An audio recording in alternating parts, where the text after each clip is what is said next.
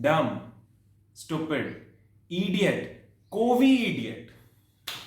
Yes, Bengaluru police have booked 601 cases against violators of NDMA Act with the lockdown in place. The city police have been really busy guarding the streets to check people from violating COVID regulations.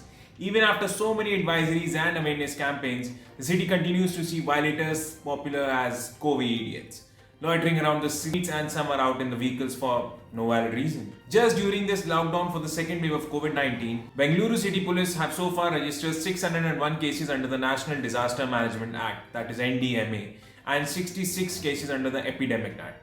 In some cases, both the acts are invoked on a person or an enterprise, depending on the offence committed.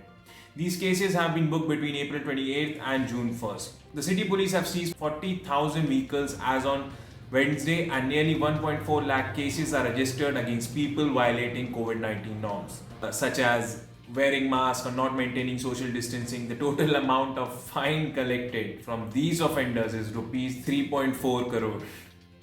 Cases have also been registered against commercial establishments including hotels, provision stores, medical stores, and even hospitals when they failed or refused to comply with the norms and notifications issued by the government.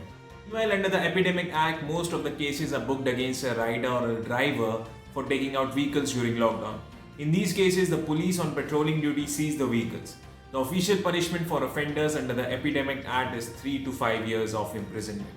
But as the cases are so frequent during lockdown and with thousands of offenders, the government came up with an amendment of Section 10 of the Act, stating that the offence can be compoundable and that a fine up to rupees 1,000 could be levied.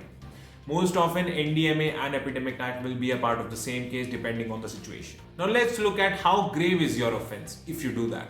If any IPC section is involved in the case along with the section of NDMA and the Epidemic Act, then it goes through a regular criminal procedure. In this process, the police will file a charge sheet and the trial court starts with summons and continues with further hearings set up senior police officer. Many cases are registered under the IPC sections 51 to 54, which relate to the public causing hindrance to police work or if they refuse to comply. Most of these offences will be covered under section 51, where the punishment can go up to 1 year of imprisonment.